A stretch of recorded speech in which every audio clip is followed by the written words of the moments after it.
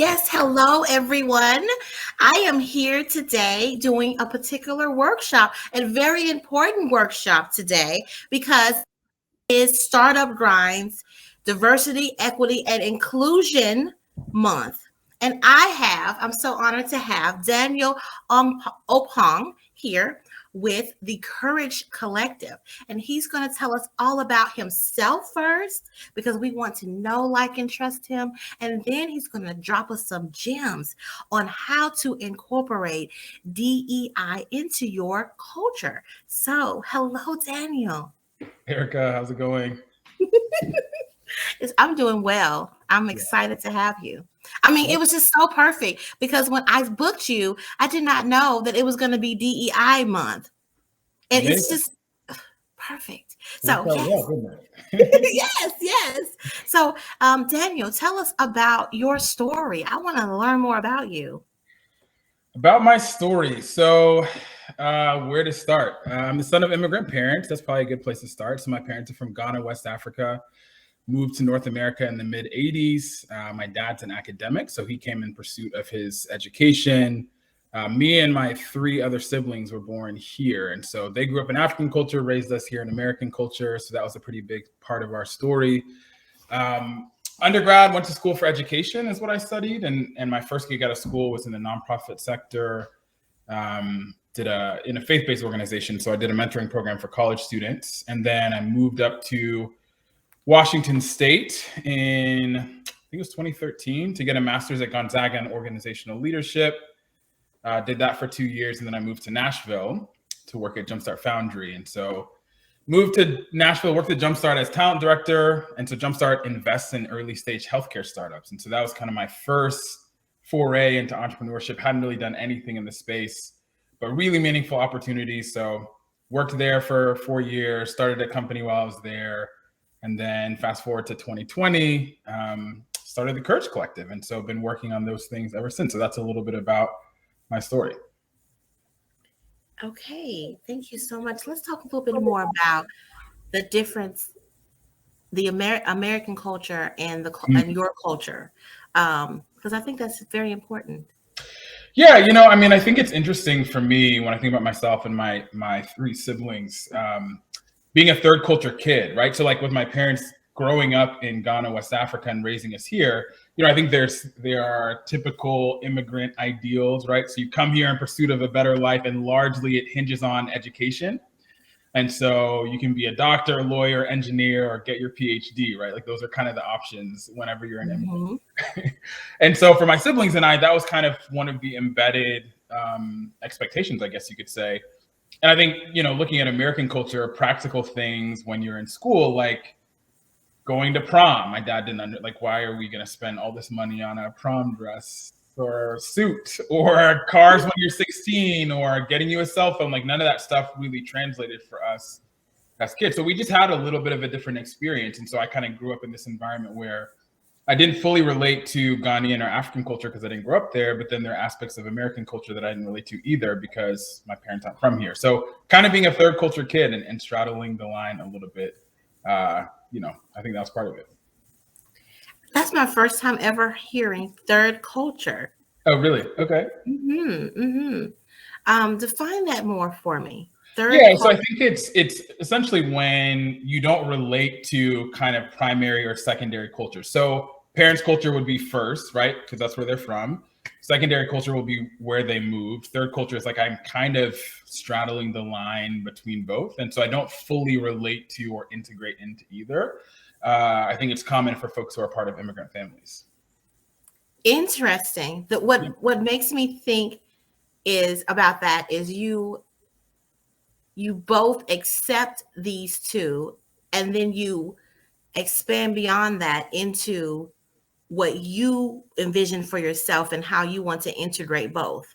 Yeah, it's an interesting line to walk, right? So like I remember going to visit where my parents are from in Ghana in 2011, and the people, their family members were giving them crap because none of us spoke the language. And so like there's parts of it that we didn't really integrate into, and then same thing with American culture too. So yeah, it's kind of this interesting, like being able to take some of the best of all of it but also understanding that not all of it is right sized for us. And so for myself and my siblings, there's a lot of cultural, I guess, adaptation we had to do, learning, growing, evolving, figuring out who we wanted to be in this culture. So, this is so important to me, and engaging my mind in that when I work with people as the entrepreneur therapist and thinking with psychology, you grew up in a conditioning, so you're put in the conditioning, and then as you get older, you see the world differently because of experience, and you see how your conditioning is affecting you, but you don't necessarily like some of the things about it. So then you change it up, right, according to what feels best for you. But it's really hard sometimes because that conditioning's there, and people from that world want you to be like them when you are trying to be like you. So ultimately, it sounds like we're all third culture. In a way, yeah, we've all been conditioned, right? Like we've all been conditioned to, like, based upon societal programming, what the expectations are, what are the norms, depending on where you grew up, how you grew up, what your parents were like, what their jobs were, what your siblings did, what your family members did, like all of this information that informs who we should be. And I think we all have to walk that line of like what feels authentic for us, right? Like what is aligned with our true essence, our values, etc. That sometimes goes beyond the way that we were conditioned or programmed to be. So yeah, 100%. Oh, this is so exciting, because when I love working with individuals. Actually, I like people from other cultures better than I like Americans. Anyway, because it's a certain kind of work ethic that that falls in line with my own value system. Right. So that's why I enjoy it better. But so it's just amazing how it is a very individual, self-reflective, figuring out you and how you want to show up in the world.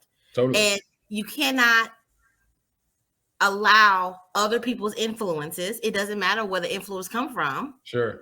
To cause you to be other than authentic. Yeah, I think for me personally, that's just something that I deeply value, right? Like I think about my path, career trajectory, all of those things. And I'm, as I've moved through my career, one of the things that's driven me is this idea that the only thing I have to lose, if anything at all, is my authenticity. Job, not my car, not my house. Like I've lost all those things before. And then you're left with yourself. And so you're kind of forced to ask yourself, like, what does it mean for you to be authentic and move through the world? And so even if external things change, you still have your essence in yourself. And so there's something about that for me that's been very grounding and kind of helps propel me a bit. Even if everything falls away, you still have the essence of yourself. That is monumental. Wow, Daniel. You like it. You talked about values. So how has this value brought you to where you are now and what you're doing with diversity, equity, and inclusion? Yeah, interesting question. So I probably have to go back to my original move to Nashville. And so when I moved to Nashville, I was laughing about this on another conversation the other day. I took an internship for $10 an hour. So I was 27 years old at the time with a master's degree, and I took an internship for $10 an hour. And I don't know if it was a great decision, terrible decision, but in the time, it felt very aligned with what I valued. And it actually turned out to be one of the best decisions I've ever made. Part of the reason was, I think for me, I started to deprioritize external things that give the semblance of security and started to bet on, like, if I align to what I value internally, that can create the world around me that I really want to see. And so part of that included being, you okay? Part of that included being in an environment that I felt like I could grow, thrive, and be successful. And so I had a few other options, but for me, that opportunity to work at the venture capital fund was paramount. Like it gave me the opportunity to learn business. On paper, I wasn't really qualified for the position, but it gave me the opportunity to learn business, to, work and be around other entrepreneurs, to be in an entrepreneurial environment, be around other founders. And it was like externally, maybe I was taking less in the moment, but it actually was the catalyst for me to do everything that I'm doing now. And had I not done that, had I taken a higher paying job, which I had some options on the table, I don't know that I would be sitting where I am today. And so it was my internal value for what I wanted to create, how I wanted to feel. That's a big one that I'll highlight. It's part of this grounding question, like, how do I want to feel? Because I think being an achievement-oriented person, like, it's easy to say, well, I want to do this and just do it. Yeah. That's like, how do I want to feel? Because I think I created and achieved, but then I didn't feel present in what I had created and achieved. So thinking about, like, what does it mean to be integrated? It's like, how did I want to feel and how do I create that? So that was kind of my driving force. And so that led me to take this job at Jumpstart, which then turned into a full-time position. I just got to learn a ton about working in the startup space. And so really monumental for my personal and professional development. Wow. Ooh-wee. No, because not everyone, many people I know are about, I got to make 6 figures, or I have to get a high paying job, or I have to this and that and everything else that is based on image and based on what everybody else is saying that success looks like. Yep. But people are not talking about what success feels like. Mm-hmm. And what you just said was, I tapped into myself to find out what success looks like. And if I'm going to have to get paid $10 right now in order for me to feel connected to myself and do what makes me feel passionate, I know it's going to set me up for greater later. And it will naturally, because you're going to manifest that. Mm-hmm. Yeah. I mean, I think there's certain levels of risk that people can tolerate. And I think for me personally, I guess I had the experience of pursuing things externally, whether it was through sports or position and title or some of these external things that would give a level of validation or affirmation. I'd done that. And I got to this point of, like, some level of success, and it felt a little vapid. I didn't feel connected to the experience that I was having. Then it all, like, in a moment was gone. And I remember thinking, like, what did I do all that for? Right? Like, what did I do all that for? Who was it for? Was it for me? No, it was for this external pursuit. And so then I just started to reverse engineer and ask myself different questions. So how do I want to feel? Based upon how do I want to feel? How do I create that in the world? And I think, there are a couple of practical things, right? Like, if people are living in survival mode, which I've certainly been there, I think it makes it harder to think about some of the more growth-oriented, transcendent, I want to evolve, pursue, like, greater things, if you're just trying to survive. And so there's a level of empathy and understanding I have for that, right? Because I've been in those shoes. But I do think as you get to know yourself more and even prioritize who you are, how you want to feel, you can kind of set yourself up on a different path and get a little bit out of the rat race of just external validation. And then it's the next thing. And then when is the next thing? And kind of always trying to pursue something externally that will never truly satiate how you want to feel internally. Wow. Yes. Yes. I noticed that every time I have these conversations, and I don't know if it's because I'm a therapist or what, but we always go back to self. Like, sure, we are doing this entrepreneurial. It takes a lot of grit, determination to do these startups and to build a business, but it all goes back to you, because you are able to create that only if you have a really good connection to yourself, your personal self, with you having integration of physical, mental, emotional, spiritual self, so that you can be profitable and productive. Amazing. Whoa. Thank you so much, Daniel, already. So is there anything else that you feel like we should say and talk about you for us to feel connected to you before you give us some tips on how to incorporate DEI into your corporation, into your organization, into your strategic planning? Yeah, I think what I would highlight is just everyone's path is different, right? So I can speak to my own experience, but I also know that there are a collection of different factors that impact how people show up in the world. So what works for me isn't intended to be prescriptive for someone else.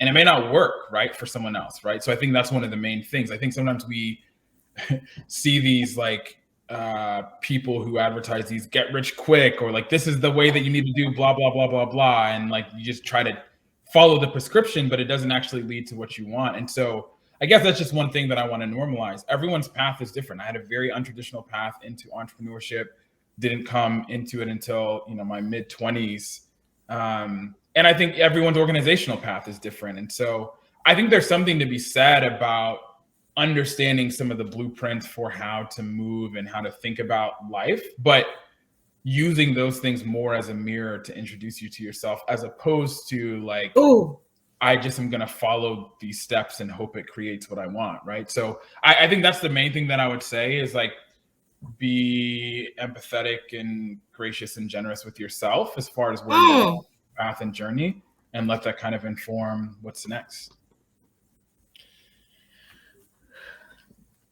Well, I do want to say, yes. You're definitely up right now. No. Like self-aware and insightful people like made me like I consider myself, and I have been through a whole lot to say this. I am the sun. So I shine, and that's just how it is. You either gonna get with it, or you want to go in the side because you don't want to be in the sun, or you're gonna put your shades on. Either way. So, but you are just lighting me up, okay? Because you're talking my language on how it, what I'm trying to do in the world is getting people to really inspect themselves. These entrepreneurs, you have to know self in order to progress. I was just speaking to someone earlier today about how everybody wants to give everybody a recipe. Here's a recipe. The way I cook is I soul food cooking. I look at this recipe. Oh, that's a good looking meatloaf. All right, I'm gonna use this, and this. I put all the things in. I add my own love and whatever else I decide I'm gonna throw in there. And I make my meatloaf. And it's Erica's meatloaf, and that's what we're creating. Sure. I took a little bit from here. Yep. But I can't just go according to that because that's not me. Yep. And following the blueprint, you're going to get frustrated because you're not able to follow because it's not yours. Yeah. You have to bring in the pieces. And that's what you're saying. I'm like, yes. Wow. Now, I have to ask you this. The Courage Collective. Now, tell me about this name.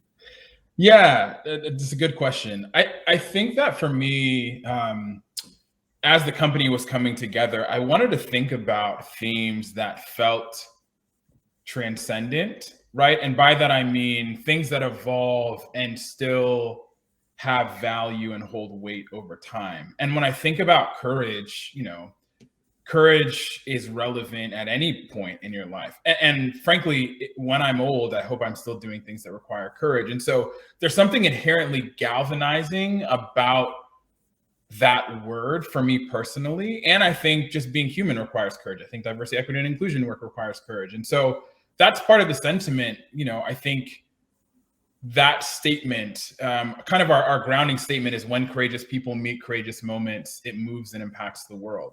And I think that's relevant no matter where, when, time period, time frame, it has relevance. And so that's essentially what informed the name. It's very much human as well. Like overall human, we have fears and we can have courage. Right? Yeah, I think that's a great point. Like courage isn't the absence of fear. It's kind of recognizing that fear in the body and still moving anyway, right? So I think that's one of the things that's profound and powerful about it. And I think one of our other grounding themes is empathy, right? So we think about courage and empathy for self, empathy for others, kind of grounding in those two ideas. I think it's really impactful. Very much so. The name itself makes people, it makes me lean in and ask more and want more. Yeah. And it helps me understand just, the dialectic between fear and courage. Sure. And how you can have both, and how fear is actually you being safe or trying to be safe, And then also courage is there too, because actually I think fear says, hey, you know what, it's okay, I can be courageous. Yeah. And I think it's just, you said transcendence. I think that fear transcends into courage. Anyway, it can totally. So now let's get to these gems, okay? I know that they're going to apply differently, like you said, right. But I know that you've been already dropping so many. If y'all have been noticing,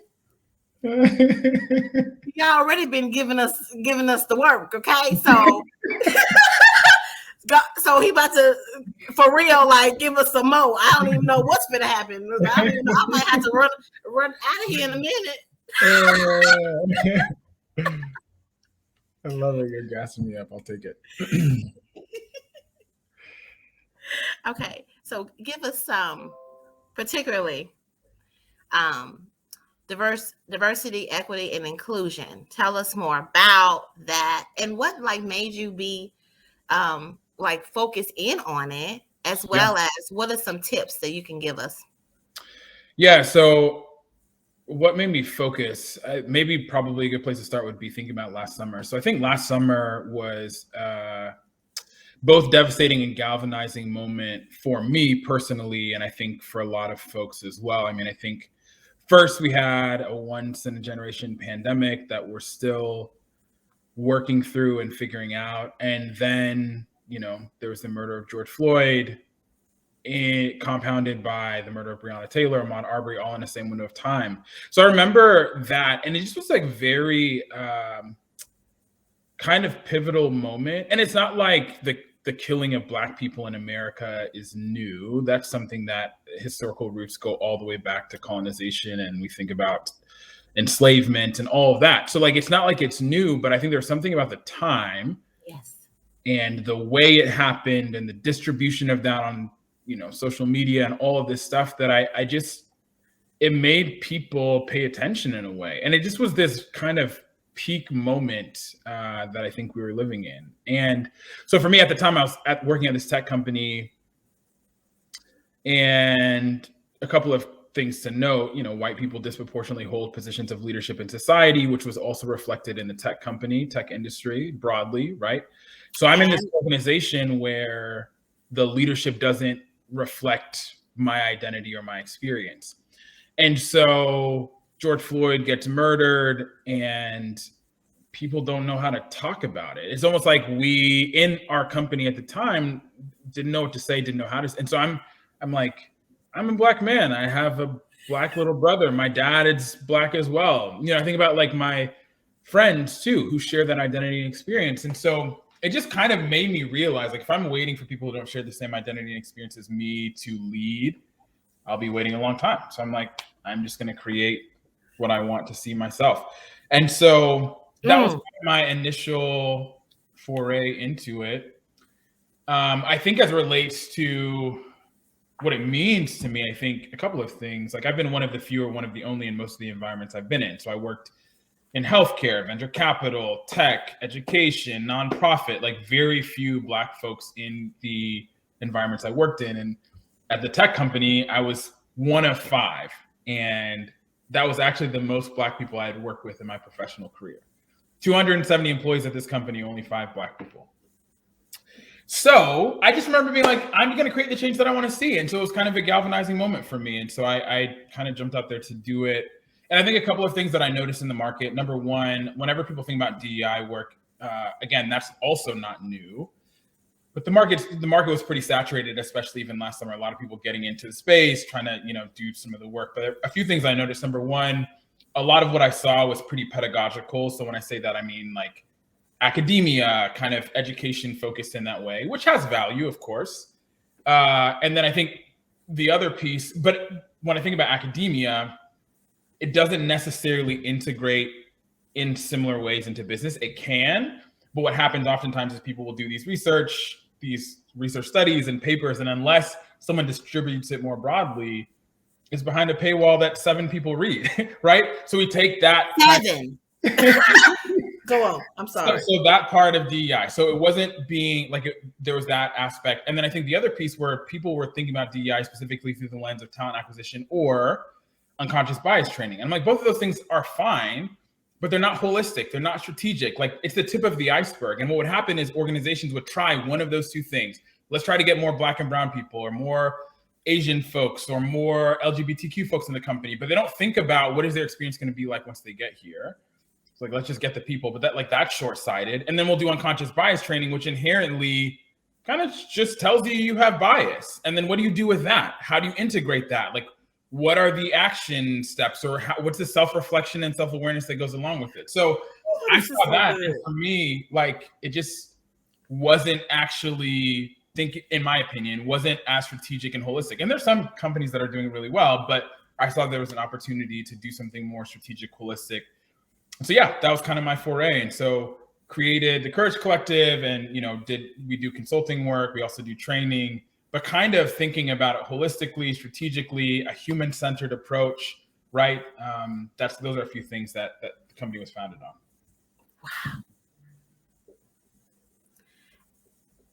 Wow. In personally working with corporations, which most of the ones that I work with are primarily white, mm-hmm. They'll invite me in as a Black woman who will say the things that nobody in the organization will say. Mm-hmm. And then I'll get pushed out as soon as they get enough of this light, this shine, and telling them what they got wrong.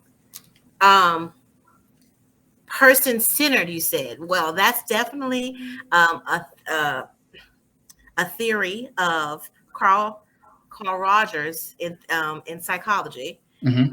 And that is the way to go all the time, every time. We were just talking about that, right? Mm-hmm. It is a personalized experience. And the thing is, they need you to hold their hand step by step with many different things. That's why it being you consulting mm-hmm. is necessary. They got to keep asking and asking for what do you do, because they are not unable to see it themselves because of their own circumstances in their own life and how it's seen. So yeah, amazing. So give us some things that if you are like a stage 1 entrepreneur, right? Or stage 2, but you're stage 1 and you're doing idea generation, you're creating your strategic plan, you're creating your business in order to take it somewhere, and you want to go ahead and think through DEI. Give us some tips. And then if you are stage 2 and you're hiring people now, right? Mm-hmm. You got some money for it, you can invest in yourself. What are some things that should be done? Give us that information. Yeah, so maybe for stage 1 companies, where I would start is like, what is the culture environment you want to create? And also acknowledging that like what works for you doesn't work for everyone, right? And so I think about that, like having worked at the venture fund, we would invest in 15 to 20 different startups a year. And so, I got to see hundreds of companies over the course of my time working there. And what we would see is like, founders create an environment that's well suited for themselves, that works with the way that they want to work.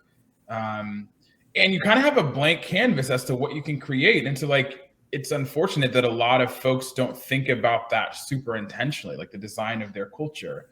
And who is this well suited for? Is it suited for only people who are exactly like me? Can other people who don't share my experience come in and be successful? Like those are some fundamental things that I would suggest considering. When I think about stage 2 companies, I think there's so many different places that you can go with it. But I think, again, who is the environment created for? What are the things that you're prioritizing? What are the values, right? So I think about values being grounding values, cultural values that draw people to the organization.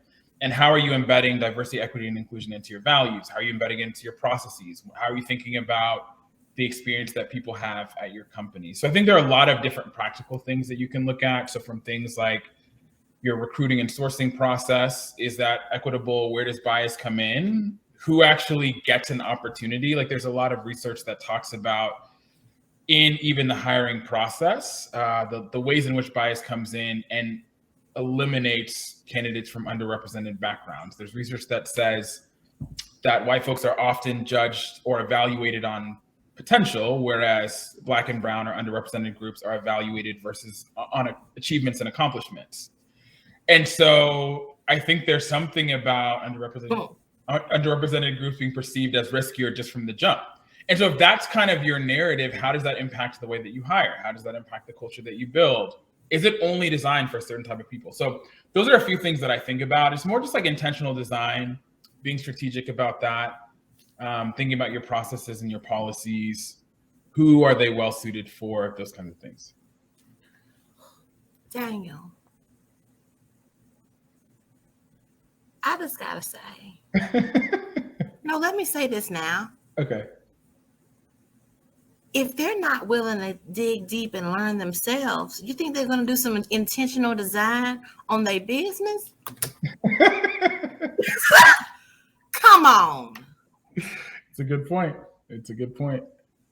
Yeah, I think that people will, what I see, we've worked with several different companies and really only want to kind of scratch the surface or even give the optics of results, and they're not actually willing to dig in. I was talking with a buddy today who works at a large company, and the executive leaders want the appearance of inclusion. Come on, appearance. Don't start talking about appearance. Go on. But the reality of what actually it takes to create an inclusive culture, they're not willing to do. They're not willing to resource. They're not willing to invest in.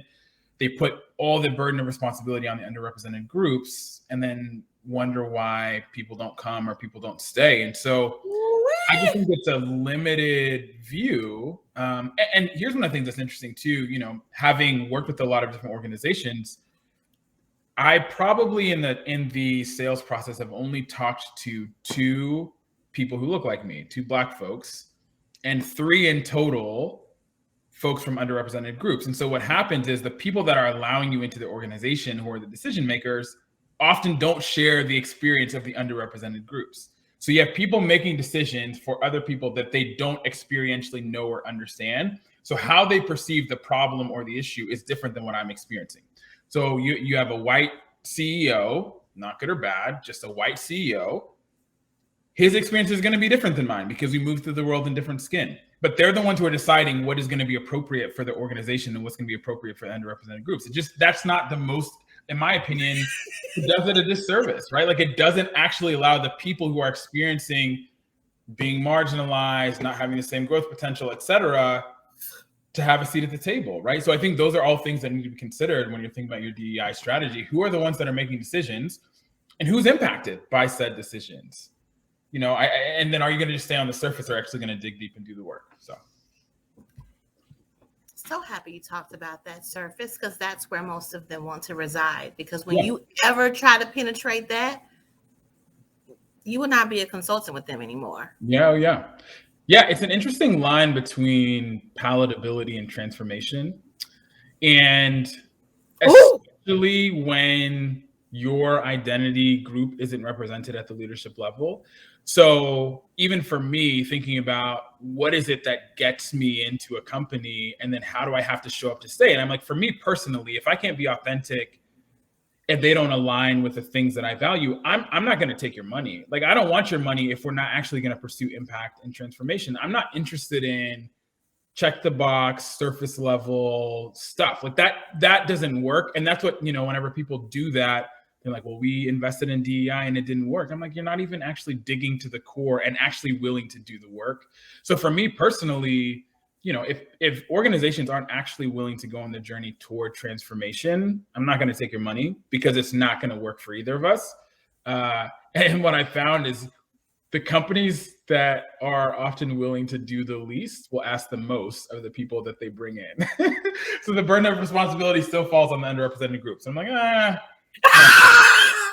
I'm not doing that. Daniel, I was in a corporation, and the man, when I was asking him tough questions, the only response he had was, "Wow, you have long nails." Oh, that's it.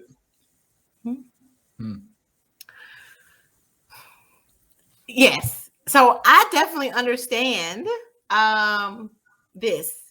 surface level and deflection and just, I mean, there's tons of manipulative tools.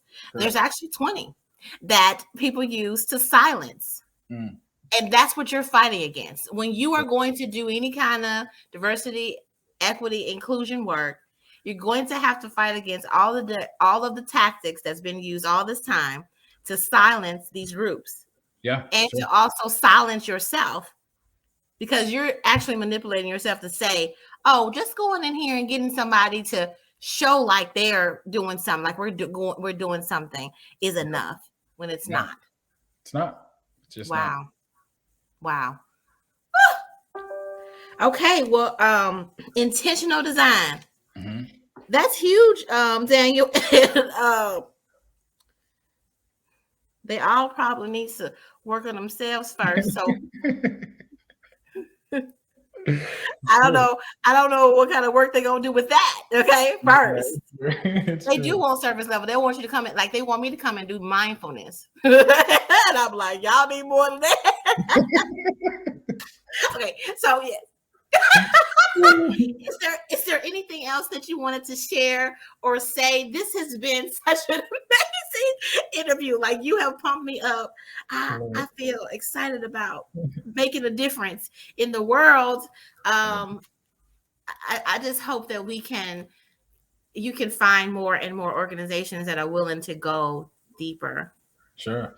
Because I don't even think we're beyond the iceberg. Like, we're at still the tip of the iceberg regarding DEI at all. Yeah, I for example, even Startup Grind doing this month. Yeah. Okay, but my Startup Grind. Look, listen, I'm telling the truth.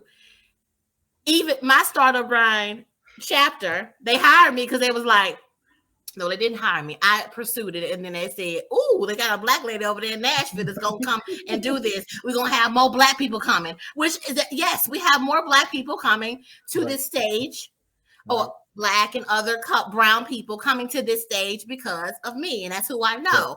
But I also think about diversity. Even when I do things, I think about making sure I bring in individuals who are aligned and can be aligned with interacting with me, because a lot of white people won't interact with somebody that looks like me. They just won't. Yeah, sure. They can't get their training, they can't get their work or nothing from me. Oh, well, as a therapist, I can be, a lot of people pursue black women as therapists because Mammy always was good for them. It's true. It's true. Serious. No, it's true. Yeah, it's a controlling image. The image of Black woman as Mammy, who's supposed to be the caretaker for all the people. Yeah, totally. So that's one of the things that I know. The thing that a lot of people, and I think they think that we don't know. We know. Yeah. Oh yeah, we do. We know. We do. Okay, so you're gonna capitalize on me. Let me go and get some of this bread. But so is there anything else that you wanted to mention or say? I think that your journey is amazing from the very beginning, Yeah, I appreciate that. A couple of things that I would say. One, I have to express gratitude for the great people that I get to work with. I have some amazing people that I get to co-create with. I never was enamored, or since I started this, haven't been enamored with like being a CEO or I don't care about that. I want to co-create, build things I believe in with people I enjoy. And if I do that, I'll have lived a good life. And so I feel super thankful to just some of the folks that are taking their own risks, pursuing this work. All of them have day jobs and are still showing up and when they can, how they can. And it's been really impactful. And it's fun to just watch people shine. I think some people just needed the right environment in which they could be successful. So that part's been really, really cool. And so I'm forever grateful to the folks that I get to work with, learn a lot with and from them all the time. And it's kind of fun to just run with and for them. So that's one thing that I wanted to mention. I think the other thing that I wanted to mention would be, as it relates to organizations, whenever you're kind of thinking about how you want to approach this work and where to get started, I think you have to allocate resources. People invest in the things that they value, right? And if you don't value it, then you won't put any resources behind it. And then you'll wonder why, or you'll put very nominal resources behind it and then wonder why it's not working. And I mean, it's just basic economics, right? Or like basic investment and return principles, right? So if you are committed to and invested in the work, you'll put resources behind it. And one and dones don't work fundamentally. And so, I think you have to be committed to kind of a longer term investment, growth, like really thinking about what is kind of the experience you want to create for the people in your environment. How can you do that effectively? So those are a few things that I would end with. Oh, but that made me want to ask you one more question. How long do you think that it's necessary? Like, for example, in my work, usually I know people need at least 6 months before I can see some traction in their practice of coping skills and their work. How long would you say that a company needs to work with you in order to even make some traction in this doing DEI?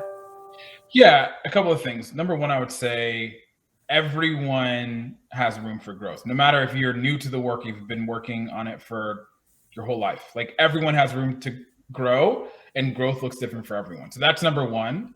I think number two would be, in my opinion, the work of diversity, equity, and inclusion, which I think fundamentally is about creating a better world with and for others, is a lifetime journey.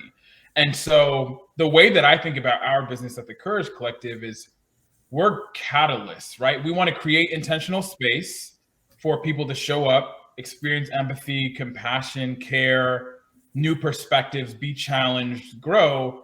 But we want to hand the baton. Like if we're not giving people what they need to create the cultures, and instead we're making them codependent on us, that's just not fundamentally what we want to do. And so for me, I want to empower people. I want to create experiences that move people and move the world forward. And then from there, like, yeah, let's have another conversation. If you're continuing down your journey and you need some support, that's different than like, hey, come in here and do this for us. One of the things I tell my clients all the time is like, as consultants, I mean, we're there 10 hours.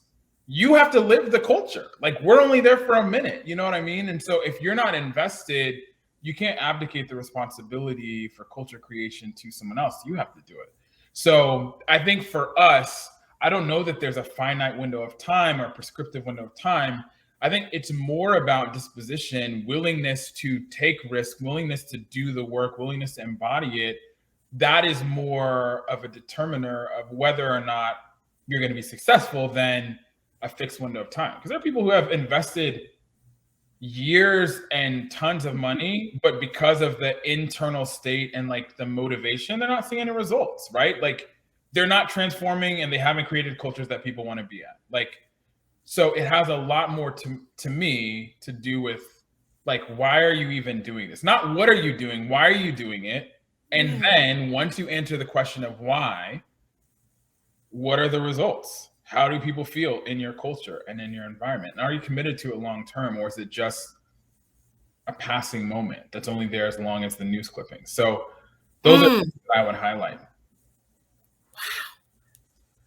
Daniel, absolutely amazing. Thank you so much for your time today. Thank you so much. You all can reach out to Daniel. Tell us any announcements, any things that you would like to say about how to reach you, how to interact with you, how to be in touch. Yeah, so you can find our website, thecouragecollective.co. So that's an easy place to reach us. You can also find us on LinkedIn, The Courage Collective. Those are the two primary places that you can interact with us. And so if you have any questions, that'd be the two places that I would suggest to direct them. Excellent. Excellent. Thank you so much for your time. Is there any announcements that your organization has? Sure. Like, so a couple of things upcoming. So, and probably 2022, but we're going to launch a couple of new brands. Actually, so one we launched this year called Liberation Conversations. Ooh. And Liberation Conversations is specifically for Black folks, and been one of the few and one of the only in most of the environments I've been in. We wanted to create a space. My friend and colleague Stacy, we wanted to create a space that centered the Black experience and didn't center white supremacy. And so we created a space for Black folks to come and just share experiences, conversation, encourage each other, be edified, relate to people who are in a similar position, being one of the few or one of the only in their environment. So that's one of the things. We have a virtual event in October. So middle of October, I think it's maybe 2 Wednesdays from now. So I'll have to look at the exact date. I can follow up with that later. So that's something the 20th? Yes. So we have one the 20th, and then we have another one on the 28th. So that's something that's in the world. It's been a really meaningful conversation. We had one maybe 2 months ago in August, and it just was so nourishing, like soul food, you know? It was one of the first calls I got on, and everyone in the call looked like me, right? So that was just a really profound and refreshing experience. And we created it, right? Instead of looking for those things, we just created it ourselves. So that is something that I'm excited about, that's going to be ongoing. And what it did is it kind of galvanized this idea around community based upon certain identity or affinity groups. So we're going to launch a brand 2022 called Courage and Community, which essentially is going to be similar things, right? So thinking about what are different identity groups that people can gather around and create community around. And so, you know, we've thought about things like for the LGBTQ plus community, we've thought about DEI practitioners as another community, you know, so different groups, different identity or affinity groups, and creating some level of community around that. And then one of the other things we're exploring is, could we do kind of a cohort or like membership model where people who just want to continue their DEI journey, we can take them through like a 4 to 6 week type thing, shared experience. So those are a few things that we have in the works. So excited to see how those go. Wow. Okay. Really excited. I do need to talk to you about this Courage and Community portion, okay? Yeah, okay. Definitely have some things that I'm, yes. So thank you again, sir, for coming and spending time with me. Yeah, thanks for having me. It's been so beautiful. I've been changed. I've learned so many different things, new words, new ways, more things to think about. Sure. The reiteration of going inside, finding yourself. You can't do anything until you find yourself first. It just is what it is. Like, I know you're scared, but let's transcend that fear to courage. But yeah, thank you so much. Yeah, thank you for having me. I appreciate it.